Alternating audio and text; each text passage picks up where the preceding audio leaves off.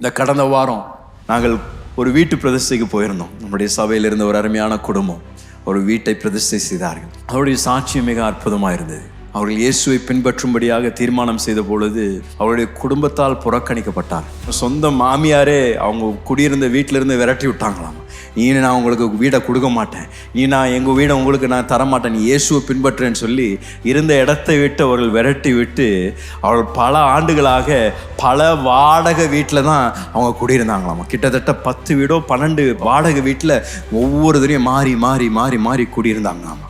ஆனால் இந்த கடந்த வாரம் நாங்கள் போய் அவர்களுக்கென்று தேவன் கொடுத்த அந்த வீட்டை நாங்கள் பிரதிஷ்டை செய்து அவருடைய சாட்சியை கேட்டபோது அவங்க சொன்னாங்க, இப்பொழுது எங்கள் குடும்பமெல்லாம் எங்களை பார்த்து நீங்கள் சபைக்கு போனது பிரயோஜனம்தான், ஏன்னா எங்கள் குடும்பத்தில் வேறு எந்த பிள்ளைகளுக்கும் வீடு இல்லை, ஆனால் உங்களுக்கு தேவன் வீடை தந்திருக்கிறாரு என்று அவங்களுடைய குடும்பத்தார் அவர்களை பார்த்து ஆச்சரியப்பட்டு சாட்சி கொடுத்தாங்களாமா.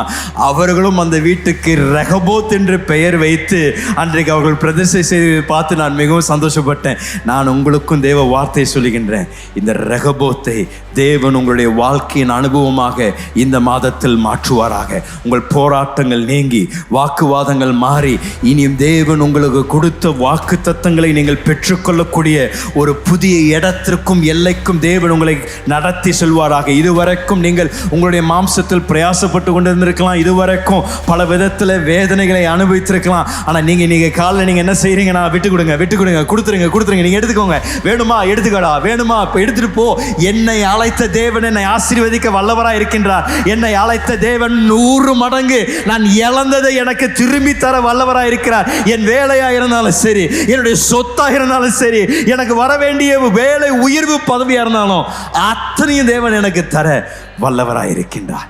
இந்த ரெகபோத்தின் அனுபவத்தை தேவன் ஒவ்வொருவருக்கும் இந்த மாதத்தில் தருவாராக. இந்த காலையில் உங்களுடைய வாழ்க்கையில் பல கிணற்றின் அனுபவங்கள் வழியாக நீங்கள் கடந்து வந்திருக்கலாம். இந்த சித்தனா என்ற கிணத்தின் அனுபவம், இந்த எசேக்கே என்ற கிணத்தின் அனுபவம், வாக்குவாதங்கள், எதிர்ப்புகள், போராட்டங்கள், பலர் உங்களை விமர்சனம் பண்ணியிருக்கலாம், பலர் உங்களை பரியாசம் பண்ணியிருக்கலாம். ஆனால் நீங்கள் சோர்ந்து போகாதீர்கள். ஆபிரகாமின் தேவன், ஈசாக்கின் தேவன் நம்மளுடைய தேவனாயிருக்கின்றார். இந்த ரெகபோத்தின் அனுபவத்தை தேவன் உங்களுக்கு இந்த மாதம் தருவாராக.